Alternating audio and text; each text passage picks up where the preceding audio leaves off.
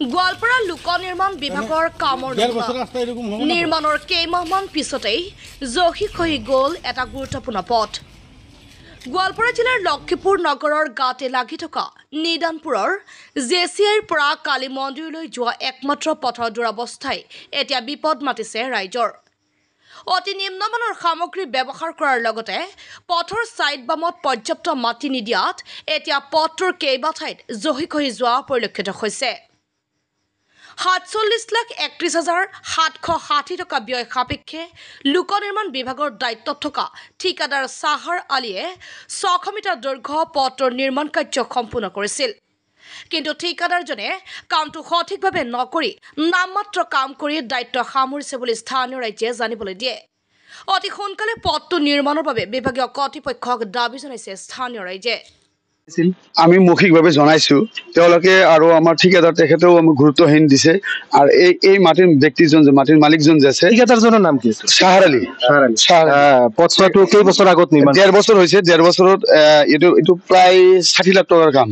আমাৰ কালী মন্দিৰটো আমাৰ জেচিআইটো কালী মন্দিৰলৈকে। আৰু ইয়াতে দুবাৰকৈ দুৰ্ঘটনা ঘটিছে। এজন ব্যক্তি প্ৰায় মৃত্যুৰ মুখতে পৰিছিল। আৰু আগন্তুক দিনত যে এজন মানুহ মৃত্যু যদি হয়, সেই ৰেছপনচিবল কোনে ল'ব? বিভাগীয় আমাৰ কৰ্তৃপক্ষই ল'ব না এই মাটিৰ মালিকৰ ব্যক্তিজনে ল'ব?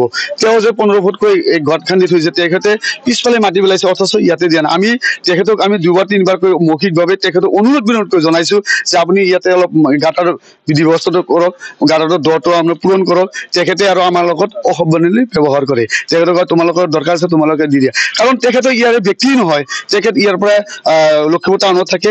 ইয়াৰ মায়া মমতাটো বুজি নাপাব। আমি ইয়াতে থাকো। এই ৰাস্তাটো মূল পথ, আমাৰ ১৫,০০০ পপুলেশ্যনৰ মূল পথ এই ৰাস্তা।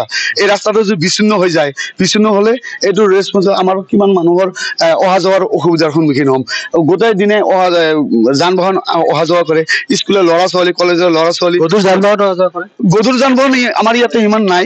আমাৰ ইয়াতে ধৰক পিকআপ বা ট্ৰেক্টৰ বা হয়তো প্ৰাইভেট গাড়ী এইবিলাকে অহা যোৱা বেছিভাগ কৰে।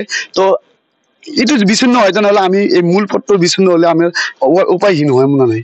তো গতিকে আপোনালোকৰ জৰিয়তে আমি বিভাগীয় বা হওক, আমাৰ ঠিকাদাৰে হওক, বা হয়তো আমাৰ এই মাটিৰ মালিক ব্যক্তিজনেই হওক, যিয়ে নহওক, আমাৰ এই অসুবিধাটো আমাক সুবিধা কৰি দিলে হৈ যায়। সবের রাইজের আঙ্গ অসুবিধা হয়েছে, রাইজের হয়ে আঙ্গের কামটা করে দিব লাগে।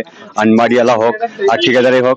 ইয়ার আগতেও রাইজে ইয়াতে কাম করেছিল, আপনাদের নিজে বুঝাকে কাম করেছিল? নিজে বুঝা মানে আমরা রাইজে বুঝা কিবা মাড়ি ছেড়ি ফেলাইছিল, কিন্তু সেটা মানে তরফ যাই থাকে ১৫ ফুট দেওয়া।